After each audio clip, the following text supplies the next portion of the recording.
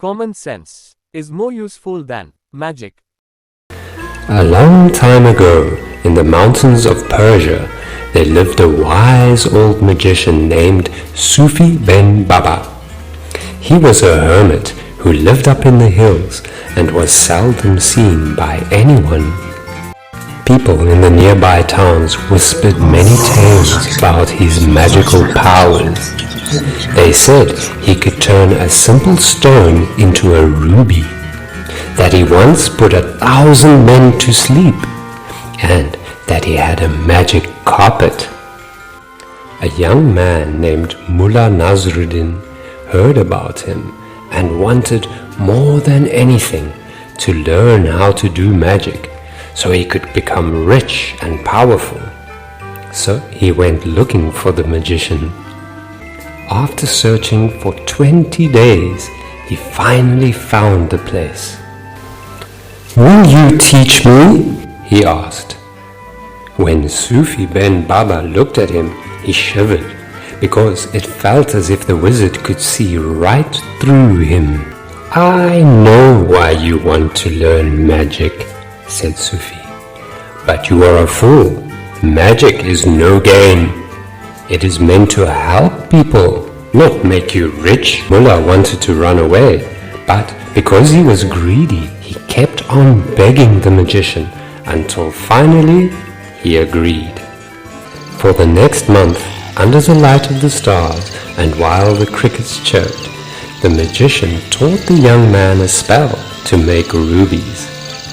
But what the young apprentice didn't know was that it was a test. Finally, the training was over, and Sufi ben Baba warned his apprentice, "Now you must go and share your gift well.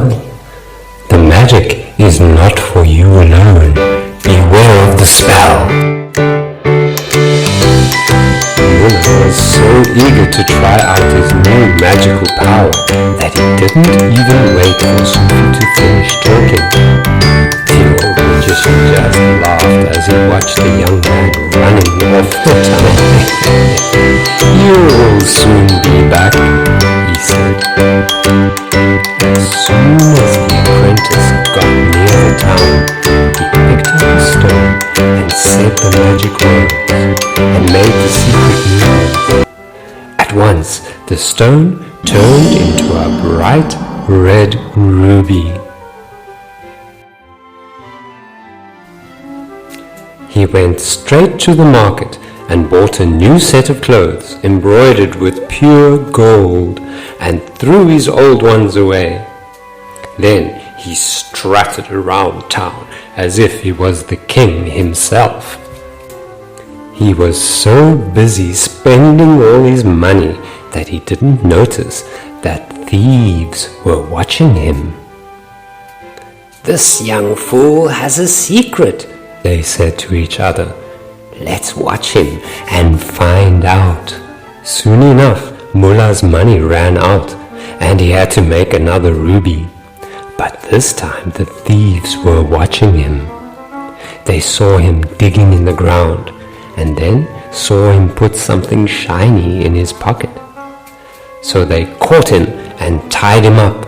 "Tell us your secret," they said, holding a sharp dagger to his neck.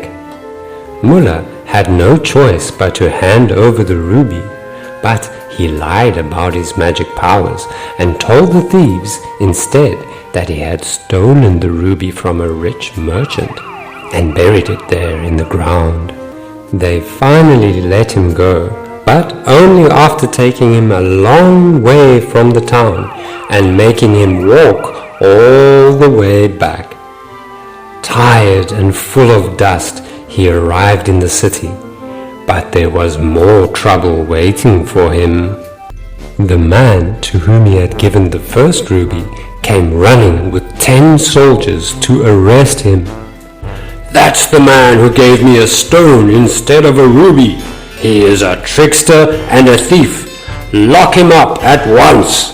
You see, after Mullah had left town, the ruby had turned back into a stone. Now he had to give back the expensive clothes and beg for mercy. He was chased out of the city while everybody stared. And worst of all, he now had nothing but his underwear. There was nothing else to do but go back up into the hills and find his teacher and tell him what had happened. He knew that his plans to get rich from magic would never work.